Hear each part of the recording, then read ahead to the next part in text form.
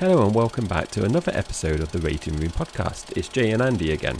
In today's instalment, we embark on a remarkable journey back to the shocking landscape of World War II, as we dive deep into the critically acclaimed masterpiece directed by Steven Spielberg. This is Season 2, Episode 9, Saving Private Ryan. The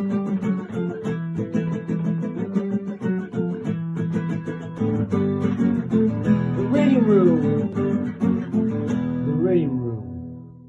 Set during the brutal Normandy invasion in World War II, the film follows Captain Miller and his squad as they embark on a dangerous mission to locate and bring home Private James Francis Ryan, the sole surviving brother of 4 servicemen. Through the harrowing journey, the soldiers face unimaginable horrors and personal sacrifices, highlighting the realities of war and the unwavering bonds formed in the face of adversity. Jay, that is Saving Private Ryan in a nutshell. First question, same question as always. Have you seen the film before, and what do you remember about it? Yes, I remember the general plot of the film. I've seen it a few times, used to have it on DVD.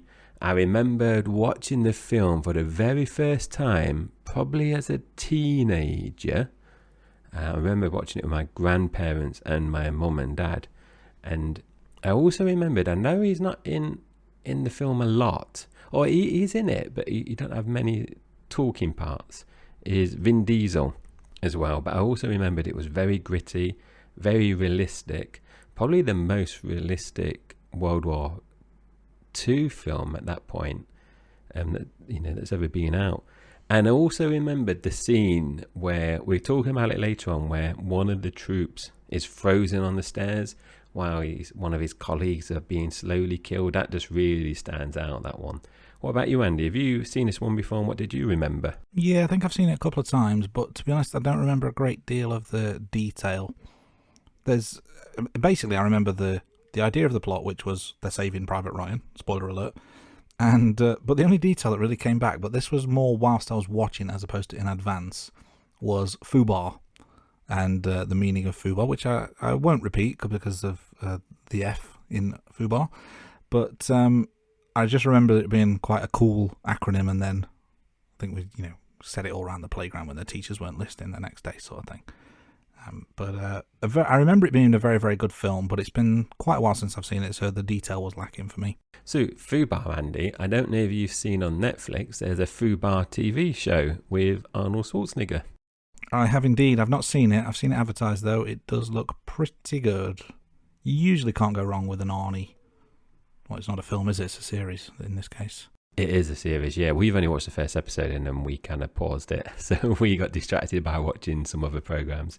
But it's definitely one we want to go back. And the leading lady, I can't remember her name, but she's one of the pilots in the Top Gun Maverick film. A very good film, if I may say so. I won't give it a rating out of 10 in case it ever comes up in a future episode. But it's very good. It is very good. And talking about very good things, we've got a very strong cast here. We've obviously mentioned Vin Diesel and Tom Hanks. So Tom Hanks does play Captain Miller. Yeah, there's Edward Burns as Richard Riben. And we've got Tom Sizemore as Mike Horvath. Jeremy Davis plays the role of Timothy Upham. And Matt Damon as James Francis Ryan. Let's talk about the money. So we've got the budget, which is $68 million. Box office, $485 million. That's a big box office. And obviously we can look at the rankings and ratings later on. And that means the adjusted box office in today's money was $902.7 million. That is a very healthy chunk of change. The movie actually was the top grossing film on the weekend box office charts and maintained its position for 4 consecutive weekends until it was eventually dethroned by Blade, starring Wesley Snipes, which then obviously took over the number 1 spot. Good film, Blade. Did you, I'm going off topic here, Andy, because I know you're a little bit younger than me, but when you first started going clubbing, did they still play that Blade song in nightclubs? Because when I was going out clubbing as a young lad, there were that song, where Blade and Wesley Snipes is walking at the beginning, and he goes into like a nightclub. It's that music in the background. Oh, I'm not going to try to sing it. I don't know the film well enough to remember the song, to be honest. Yeah. And, you started going to the clubs probably 20 years before I did. I think I started when I was 16. So I think there must have only been, obviously, 3 or 4 years before you, I'm guessing. You might have been an early starter, though. Who knows? 18 is the legal drinking age in the UK, so that's when I first went clubbing. Honest, it was. So the film stayed in the top 10 charts for an impressive 12 weeks, which I'm not surprised, really. And it did start, obviously, slowly dropping down the charts. Now, Saving Private Ryan did experience a resurgence in the box office charts during February 1999, when it jumped from 23 to 5, and it stayed in the top 10 then for the next couple of weeks. Yeah, I assume this must be to do with the Oscars. The Academy Awards are usually announced in February, so I assume it would have been that year. The number of theatres showing the film actually doubled in that period of time as well. It went from 502 to over 1,000 during that period, so that's certainly going to help with that box office chart standing. Yeah, definitely. It's all contributing to the coffers there. So in 1998, Saving Private Ryan did emerge as the highest grossing film in the United States. Now, it surpassed notable titles, and these are some good films here. Armageddon, There's Something About Mary, which I've only ever seen once, A Bug's Life, which is okay, and The Waterboy, which is one of those films I probably like it less than the average person on the street. Do you have a view on any of those ones, Andy? I'm just wondering what you have a problem with the average person on the street. I think The Waterboy is one of those films that people just generally like, and I just think, oh, it's okay. But that's the same with Adam Sandler films. I just think they're okay. I tend to agree with you. The notable exception being Happy Gilmore, which is an absolute classic. I may have mentioned it on the pod in previous episodes, but Happy Gilmore is one of those films where I will stop everything to watch it if it's on the TV. Must have seen it 20 times. I've only ever seen it once. It's very, very good. Very good. Maybe it's something we can do in the future. Could be. We'll note that down. But yeah, very, very good list of films there that you've given, and I'd probably say I like all of them. But to be highest grossing above all of those is a pretty impressive effort. And speaking of impressive efforts, we mentioned the Academy Awards a couple of minutes ago. The film actually received 11 Academy Award nominations, only 2 behind Shakespeare in Love. And it won 5 of the Academy Awards. Jay, reel off the categories for me, because I bet you know them off heart. Do I know them off by heart? Let's see. Best Cinematography, Best Director, Best Film Editing, Best Sound, and Best Sound Effects Editing. So a lot of technical ones apart from the first 2. Yeah, the lesser awards, I would argue. Some may not, but you only really care about Best Film, Best Director, Best Actor. They're the only ones that really matter, aren't they? Well, surprisingly, and I have not done any research into this, you would have thought they would have won. I'm just thinking now. They must have won for like makeup or something. I'm going to quickly Google that, Andy, and then if there isn't one, you can cut it out. It's got to be a nomination at least. While you Google that, I will tell you that Tom Hanks was nominated for an Academy Award, but lost out to Roberto Benigni, and apologies for that pronunciation, for the film Life is Beautiful, which I must admit I have never heard of. So that's me showing my ignorance of the cinema world. I've heard of that, and I've heard the film Life is Beautiful. And Andy, it's quite fresh in my mind because on TikTok I saw a movie clip of the Life is Beautiful, and I've never seen the film. So there is a best category for best makeup and hairstyling, Andy, in the Academy Award. And was Saving Private Ryan nominated for such, or did you not Google that far? Putting you on the spot here now. I have Googled, Andy. You know me, I'm very thorough. It lost out to Elizabeth. So it was nominated with Shakespeare in Love and Elizabeth, and it lost out. Probably a lot more makeup and hairstyling going on in those films, I would imagine. You don't need a decent hairdo for war. Well, Vin Diesel didn't. He definitely didn't win best haircut, did he? So Saving Private Ryan did lose to Shakespeare in Love in the Best Picture category. And this is still known as one of the biggest upsets in the history of the awards. And it did cause some tension between DreamWorks and Miramax as well. And DreamWorks did accuse Miramax of overly aggressive campaigning. A little bit of scandal going on in the background.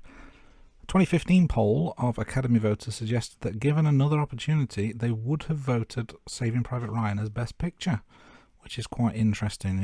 Is that an admittance of guilt, or is that just hindsight being 2020? I guess we'll never know.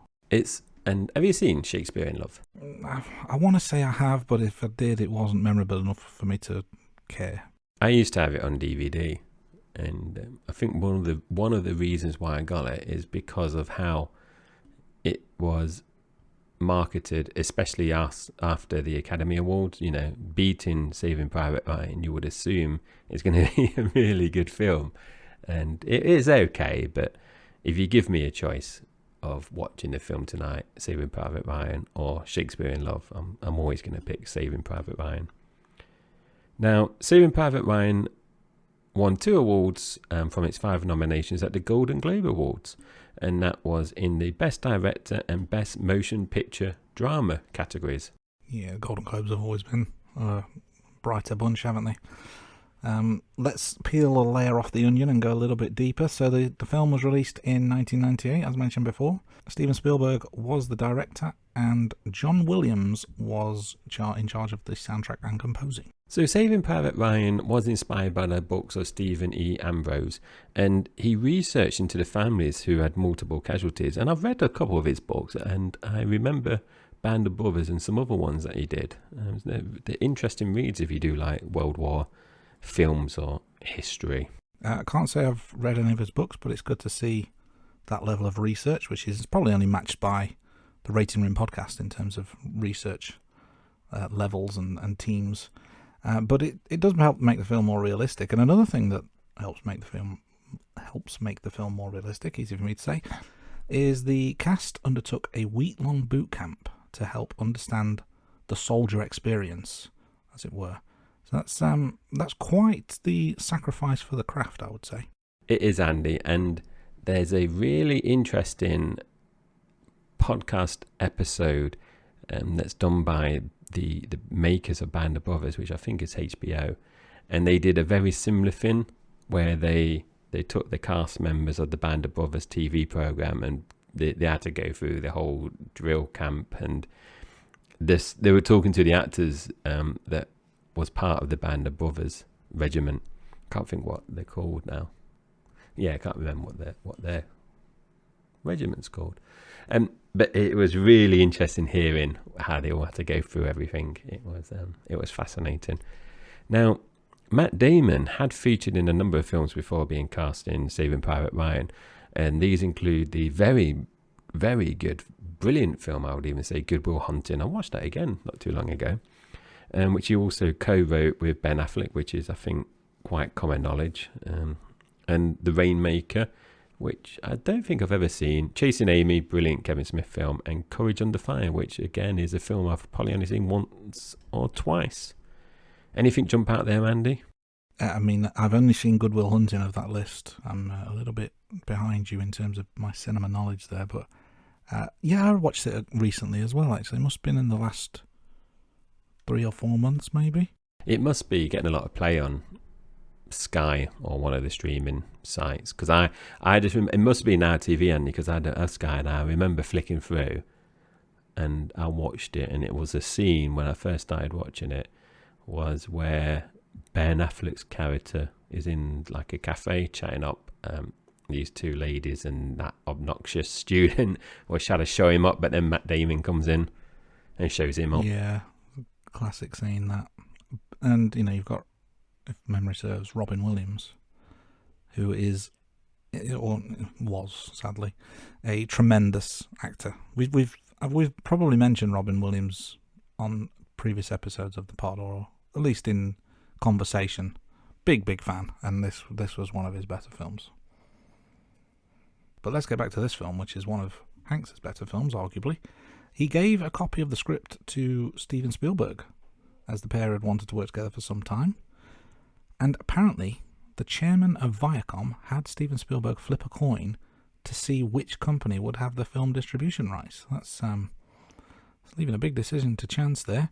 Spielberg won the toss, and DreamWorks, the company he co-founded, secured the North American distribution rights, which left Paramount with the international rights. So amazing how such a trivial act as flipping a coin can really change the direction. Well, not so much the direction, but change the business of the movie. I think it really highlights how powerful Steven Spielberg is. Because I think the majority of directors, I don't think would have any kind of sway. But obviously, because he's heavily involved with DreamWorks, as you said, he obviously co-founded. He can do that, put that down to a coin toss. Very powerful, man. Must be nice to be the powerful director like that. One day, Jay. I'm not even the most powerful adult in my house, Andy. So I stand no chance. Yeah, my ranking of power comes below a 6-year-old. Soon to be 7-year-old. By the time this goes out, it'll be 7. But it's still irrelevant. I'm still lower deck. So we talked about some facts. So let's start, talking about the film now that me and Andy have recently watched. The film opens with an old man walking, and it's one of those scenes where when you watch it, or when you start rewatching it, you think, oh yeah, I remember that. And it's the old man walking. He's being closely followed by his wife and family, and he falls to his knees at the grave. And the camera focuses on the old man's face. So you don't know who he is at this point. And we're taken back to 6th of June, 1944, Omaha Beach. This is beautifully done, Andy, because that first scene is quite slow and obviously in doing your present day. And then you cut straight away to the beach scene, and it's just so brutal. And I know it's being described as being realistic as, army veterans as well when they've seen the film. And you can hear Captain Miller, and his hearing is muffled because of all the explosions, and the audience experience the same as the Captain Miller, what Tom Hanks is going through. And the note I made here is, I wonder what this scene feels like in kind of 3D or if in virtual reality headset. It must be so shocking. Yeah, it's interesting your use of the word experience there, because that is really what this is. It's not a scene, it's an experience, isn't it? To be honest, I didn't make a great deal of notes during this whole sequence. I just thought the whole thing was really, really well done. It was brutal, it was graphic, but it was non-stop, it was relentless. Everything was happening, there was no time to breathe. It was just so full on and brilliantly done. I was super impressed with this whole sequence. A couple of notes I did take. One was around Miller. He was dragging a soldier up the beach to save him, and then there's more gunfire, and when he looks back, he's only dragging the top half of his body because his legs have been blown off. I mean, that was a pretty brutal part of the scene as well. And there was another thing that stood out to me, which was, and I'm scratching my head as I'm talking about this because I know I know what I'm about to say, but I remember it so vividly. There's a bullet bounces off a soldier's helmet, and so he takes the helmet off to look at it in shock because he's like, oh my god, I've just been saved by this helmet. But as he's taking his helmet off, he gets shot in the head, and just incredibly powerful, I thought. It is. It's like what I mentioned just a few minutes ago, where army veterans that went to see the film had just said how realistic it is. And Andy, I can't remember if I've asked you this before, but I've used to play a lot of Call of Duty games, Medal of Honor, Battlefield, etc. And you're just running around, shooting various people when you're playing online or as you're playing through the campaign. And you just think, it's just a game. You just respawn and you just carry on. And imagine going through that. Well, luckily, we obviously will never have to go through that. But yeah, it is just so brutal. And they just capture it so well. And there's certain bits like you mentioned about where the Miller is dragging that soldier, but the way the camera is focused, you can't see that. It's only like he's missing his legs until it does a little cut or something, and it's just so, like you said, we didn't make many notes there because you're just so engrossed, aren't you, with this whole scene? You're fascinating, but you don't want to stop, but because you can't look away. So to stop and make notes, or to make notes and then you miss something, it's just like, no, I'm just gonna absorb everything that's going on. Yeah, and there's a bit there where someone says, "What's the rally point?" And then Captain Miller says, "Anywhere but here." and they're just trying to get into cover and just carry on moving up the beach. And we see the troops slowly working their way up, and the exact number of casualties is unknown, but a bit of research that we've done shows that the number of casualties were around the 2,400 mark. And they do make it to the bunkers, and we see Mike, Tom Sizemore character, collect some soil in a tin labelled France. Now, he has two other tins here labelled Italy and Africa. And I made a little note, and I know you did as well. Fancy collecting and carrying these around with you. Fair enough, he might have collected it from Italy and Africa, but you would have imagined he kind of kept them in some kind of locker before coming to France to do the beach mission. I'm sure there's a reason for it. I'm sure there are listeners out there that will have much better knowledge than you or I, but is it ever explained why he does it? I think it's just a memento. There's people that might... So, have you seen Band of Brothers? I can't remember. I've not, no. It looks incredible, and then I never got around to watching it, but I really want to.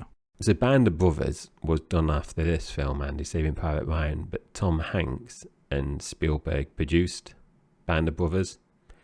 And in Band of Brothers, there's one character that is looking for a particular type of German gun. I think it's a Luger. So they collect things, just mementos as part of the just a war effort. Okay, that's interesting. I wondered whether there was something scientific behind it, like they were collecting samples, but I just couldn't fit the two things together. Why would you be in a war zone but wanting to scientifically test the soil? I'm not sure, but it felt a little bit unexplained, I would say. And as the scene continues, or as the sequence continues, Miller exclaims, "It's quite a view." And at this point, the camera pans across the beach, blood and bodies, and just general mayhem everywhere. And then the focus of the camera zooms in on the backpack of a dead soldier with the name Ryan, initial S. And that will become very, very important to the story in about 3, 2, 1. So we find out that the mum of the Ryan brothers will get some letters to inform her that 3 of her sons have died. Now, the location and status of the 4th brother is unknown. And obviously what the film is searching for good old Matt Damon. So we see the army officer and the vicar arrive at the mum's house, and she falls to the ground in the doorway. That is obviously some terrible news that she's getting. Yeah, just back it up a second.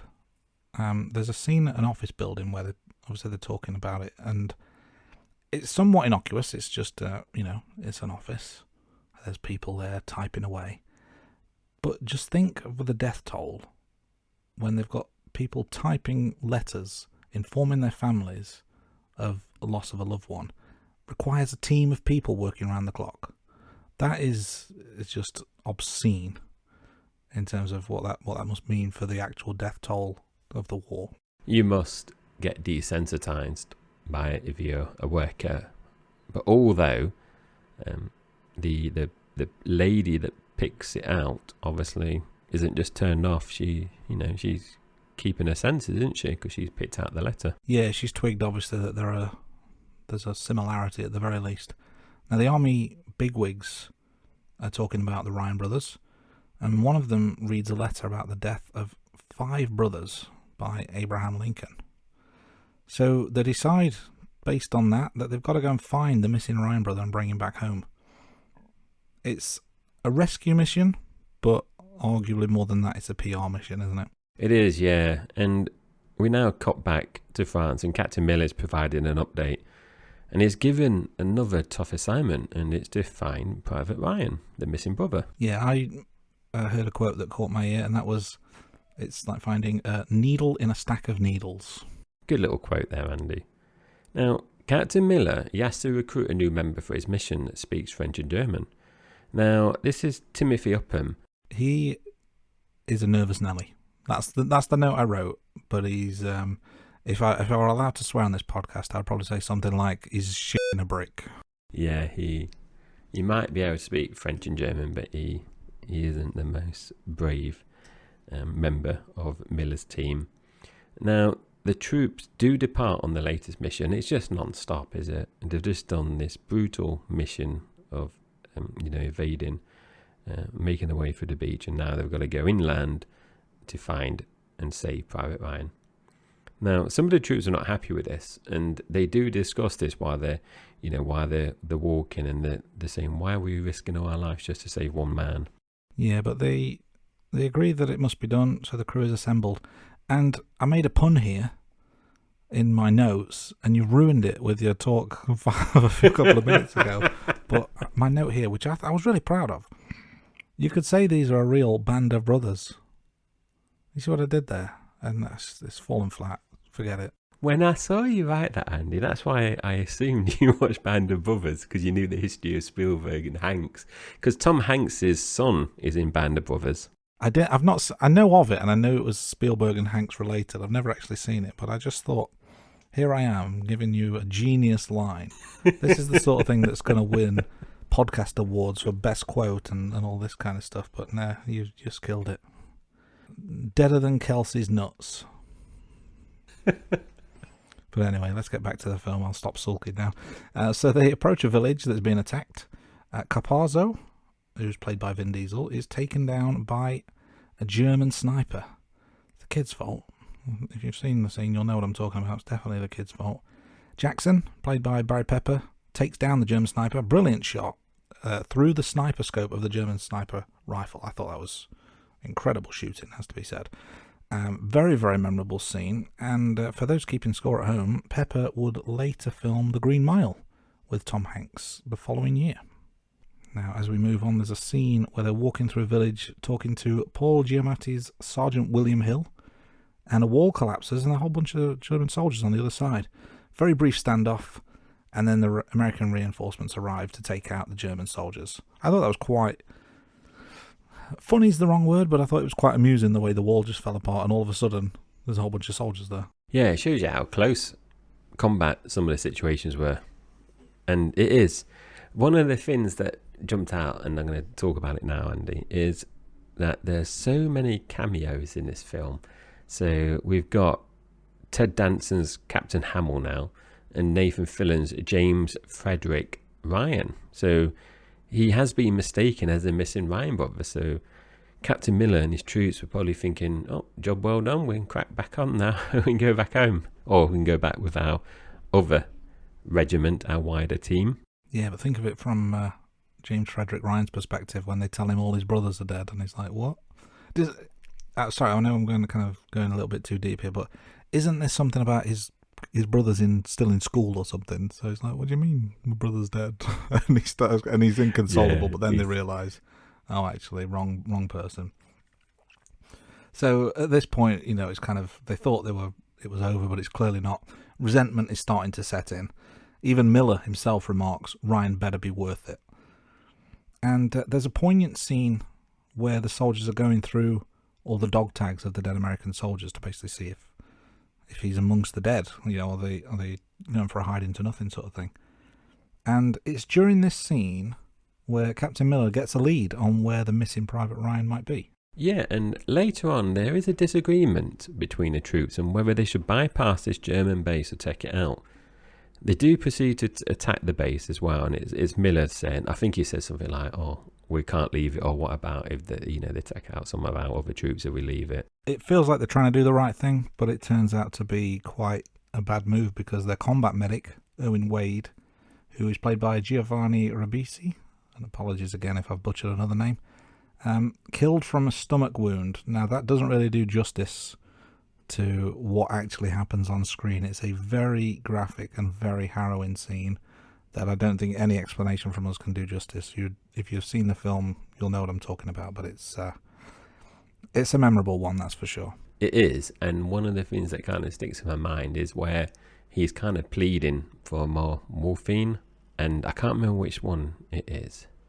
It might be Ed Burns, where they kind of like look at each other because they're kind of thinking, "Oh, should I waste a morphine on someone who's dying already and save it for, we might need it later?" Difficult scene. But yeah, very difficult. So, and it was difficult to watch. So Captain Miller is really struggling to keep it together. And he hides somewhere and he does burst into tears. They do capture a German soldier, and Captain Miller, though, he does let him go. And you're kind of thinking, oh, no, what's happening there? And there is a mini mutiny. And things are getting really heated as well between the troops. And Captain Miller is just staying quiet here. And he's not getting involved. But then he does defuse the situation by telling them a bit about himself. Because at the beginning of the film, it's basically alluded to that he shared none of his private life with any of the other troops. So he kind of diffuses that by telling them a bit about himself. And I think, Andy, I can't remember. Does he say he's a teacher? That rings a bell, yeah. I think he is a teacher. Let's go with that. Now, they do find Private Ryan. This time it is the right Private Ryan. So, they've done a bit of fact checking. However, Ryan doesn't want to leave his post. And he mentions that the army are his brothers now, and he doesn't want to leave his brothers. Yeah, Miller's men are not particularly happy to start with because they've come all this way and now he's being difficult. But the situation is explained. They've got to try and defend the bridge. So Miller and his troops decide to stay and help with that. They're discussing strategy and they set up defensive positions. Then the daunting sound, when you can hear this faint rumbling of German tanks approach to where the American troops are, and we get another really long battle scene. And again, I've not gone into detail with any of my notes, but another really, really incredible battle scene here. Yeah, it's one of those films, isn't it, Andy, where we've been guilty of just being engrossed in what's happening in front of us. And it is really good. There's so many different things happening here as well. And one of those is Jackson, who's the American sniper, is taken out in the tower. And then there's also, shortly followed by that scene where, I mentioned at the beginning of the podcast, where one of the American troops is slowly killed by a knife. And that was just I don't know what the word is, Andy, but it made me quite anxious, because it's not like all guns and bombs and explosions. It felt very personal and so slow that the knife kill.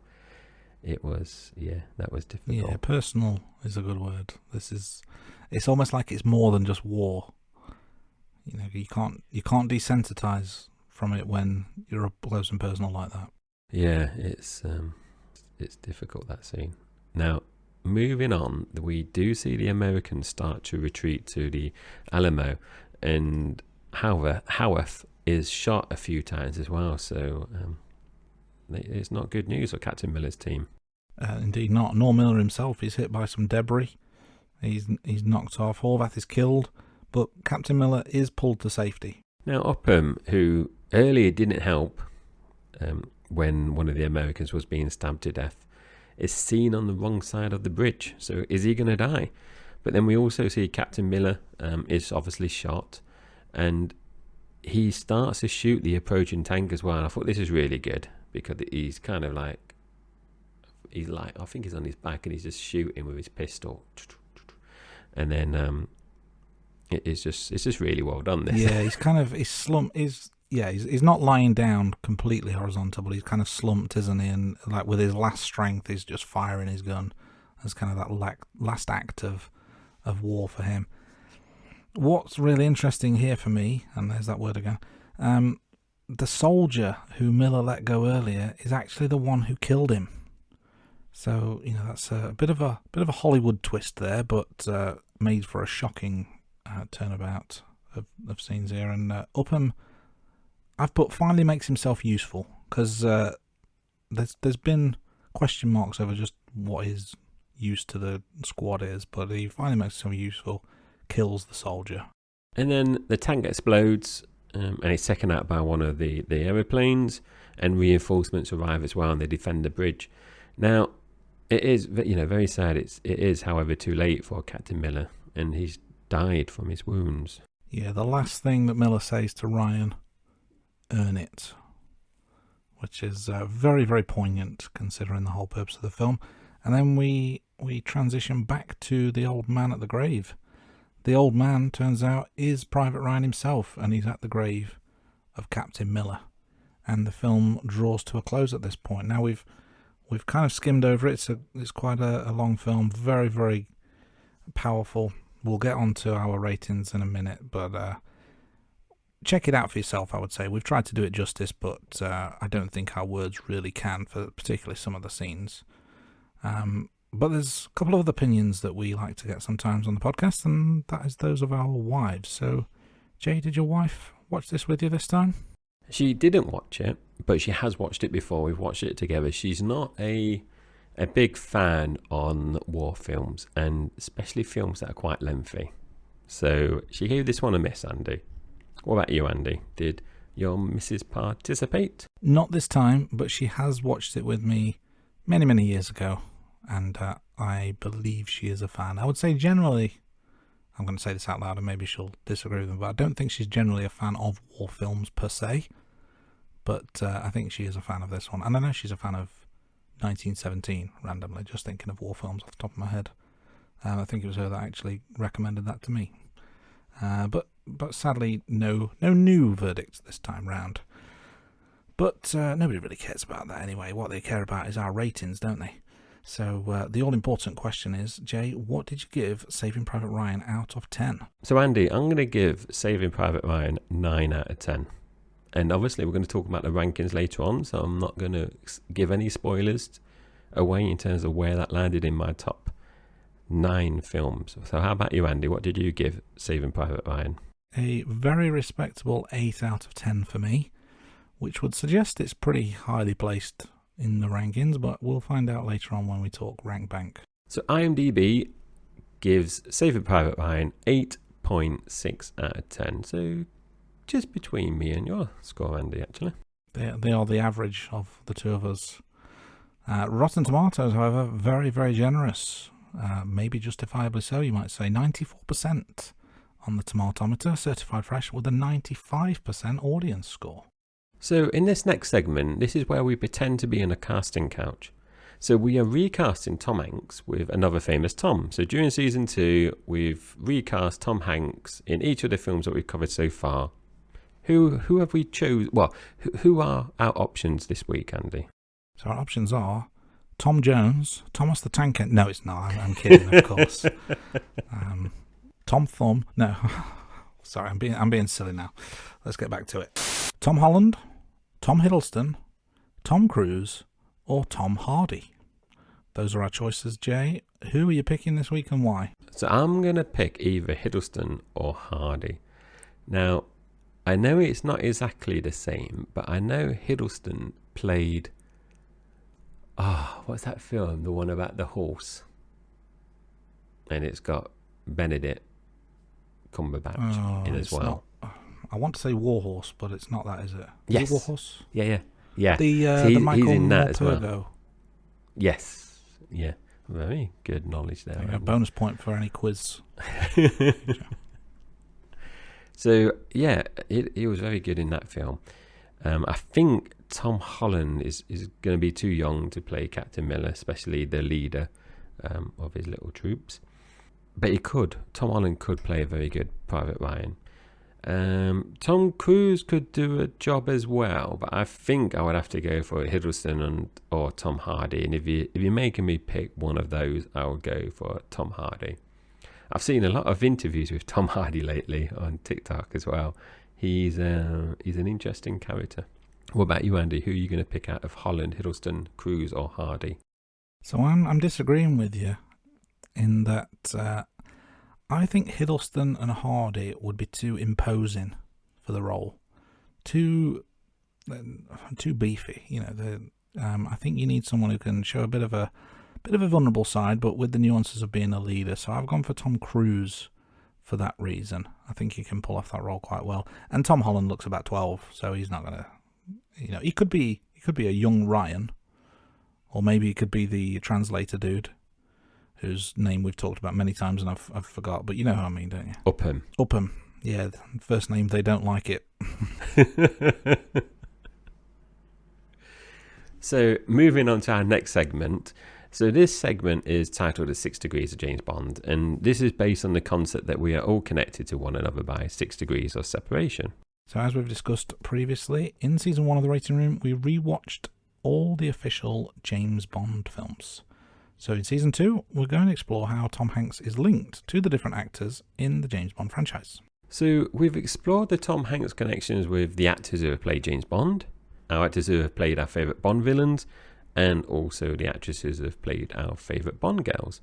So today we are going to explore how the original Felix Leiter actor, who is obviously Jack Lord, is linked to Tom Hanks. So Andy, do you want to take us through the 6 degrees this week? If there's 6 degrees. Well, I've got this one covered for you, Jay. Jack Lord was in The Doomsday Flight with Michael Sarrazin. Michael Sarrazin was in The Reincarnation of Peter Proud with Steve Franken. And Steve Franken was in Angels and Demons with Tom Hanks. So that means the 6 degrees of James Bond for this week is completed in 3 degrees. So we are proving the theory correct this series so far. I don't think we've had any failures in this segment. Let's see if that continues. But enough of Bond. We need our main event segment, the reason you're all listening to the Rating Room, and that is for the rank bank. So we're going to go through a number of topics here as we do every week. Jay, why don't you kick us off? So, as usual, I'm going to talk about the run times. And Saving Private Ryan is a lengthy film, but it's well worth it. It flies by, personally, I think. And the run time is 2 hours and 50 minutes. Now, that means it comes in at number 2, smack in the middle between Castaway at 2 hours 23 minutes, but short of The Green Mile, which ran for 3 hours 9 minutes. That's a long film. So a very respectable second spot in the runtime rankings. Andy, over to you. Indeed. So let me talk box office with you. So we mentioned these stats earlier on. Saving Private Ryan had a budget of $68 million. Worldwide box office was around $485 million, with the adjusted box office ranked in second place with just over $902.7 million. So quite a healthy return all round. So these next rankings is where we focus more on the characters or the actors. So I'm going to kick us off, and I'm going to touch on the characters that Tom Hanks plays. So obviously we've mentioned in the pod that Tom Hanks plays Captain Miller, who is a teacher, Andy. I did check while we were talking through. Taught English. And I personally thought it was a very strong performance from Tom Hanks. And for me, it was an easy decision in terms of top 3. So in my rankings, I previously had Forrest Gump, Andrew Beckett, and Woody. So it's the top 3 for me, definitely. So I made a difficult decision, and I actually put Captain Miller in 3rd spot. So dislodging Woody out of the top 3. But for me, I couldn't place it any higher because Andrew Beckett and Forrest Gump, he obviously won Oscars for. And also Captain Miller, the Tom Hanks, it was a fantastic collection of actors in terms of supporting as well. So there was less, not so much, I won't say carrying of the film, but he contributed quite evenly with the other cast members, except for Matt Damon, who's not in it very often. Whereas in Forrest Gump, it is pretty much about Forrest Gump, and you've got some supporting characters there as well, obviously Lieutenant Dan and Bobber, but he's the main focus. And same with Philadelphia, you've obviously got Andrew Beckett and Joe Miller by Denzel Washington, so 2 main actors, I would argue. So Captain Miller, yeah, top 3, bit difficult, but it was the Oscars thing, Andy, that swayed it. I felt I couldn't really put him higher than that. I don't want to put you on the spot just in case you've got him higher than the 2 Oscar performances. What about you, Andy? Well, I'm a little bit surprised by your ranking because, pardon the pun, but I thought you had a bit of a soft spot for Woody. But I understand your logic there, and I tend to agree. I've gone top 3 as well. I've got Andrew Beckett slightly ahead of Forrest Gump, and then I've got Captain Miller in 3rd, just ahead of Paul Edgecombe from The Green Mile. And you're absolutely right. Andrew Beckett and Forrest Gump are somewhat standalone characters, and Hanks gives somewhat standalone or stand out even performances, whereas in Saving Private Ryan he is one element of a fantastic cast. Very, very good in his own right, but he has supporting characters around him that really carry their load as well. But fine performance by Hanks, straight in at number 3 as things stand. Let's talk about some of those supporting actors, shall we? One in particular, which would be, you would think it would be Private Ryan, wouldn't you? But it's not in this case. We've gone for Richard Riben. Now, the reason we've done that is Edward Burns is second billing in the film, so he is kind of runner-up to Hanks, as it were. But also, we don't actually see that much of Private Ryan, despite his name being the title of the film. So we felt it fairer to give the slot to Edward Burns as Richard Riben because of placement in the order of credits, I guess, and also the role he plays in the film. But after all that preamble, he comes in 9th place out of 9. As much as the supporting cast is a great supporting cast, he is just one of many. And there is nothing, well, there's not a great deal that makes me think he stands out from the others in that group. For that reason, it becomes difficult to rank him very highly. So as things stand, 9 out of 9. Not a bad performance, but not as good as other supporting characters in the other films. So close but no cigar. What about you, Jay? What's your thoughts on Edward Burns as Richard Riben? I found that character really annoying in the film. So when you look at the list of supporting actors that we've gone through, I'm not going to name them all. Look on our website if you want to see the full list. It is definitely the weakest one, so I've put him straight in at number 9 as well, bottom of the table so far. We've only got one more week in terms of the rankings left to do, so will he stay there or not?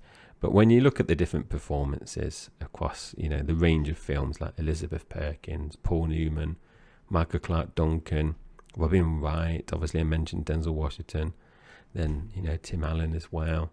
It's just, I just can't see how can you put Richard Riben any higher and Edward Burns. So, but his character so grated on me as well. It was such a all doom and gloom. He wasn't very positive, and he was the one that was kind of really pushing the mutiny as well. So yeah, that is my rationale there, Andy. So moving on, our last rankings in the rank bank for this week is the film score. And obviously I mentioned I gave Saving Private Ryan 9 out of 10. Now, for any listeners keeping track of our little podcast will know that I've given one 9 rating already this season, and that was for Forrest Gump. And as we've mentioned countless times on the podcast, we do not have any joint filmed in joint places. You've got to be explicitly number 1 or number 2. No joint ones allowed. So it goes in at number 2. Philadelphia, excellent film, but that only got an 8 out of 10 on my list. So Saving Private Ryan. And even though it's an excellent film, Andy, I'm just thinking back when I watched it and when I was ranking these two, I just found Forrest Gump obviously is more enjoyable. But I did, that kind of swung it for me. Saving Private Ryan is an excellent film, but it didn't win an Oscar. Tom Hanks didn't win an Oscar, as in he didn't win Best Picture Oscar.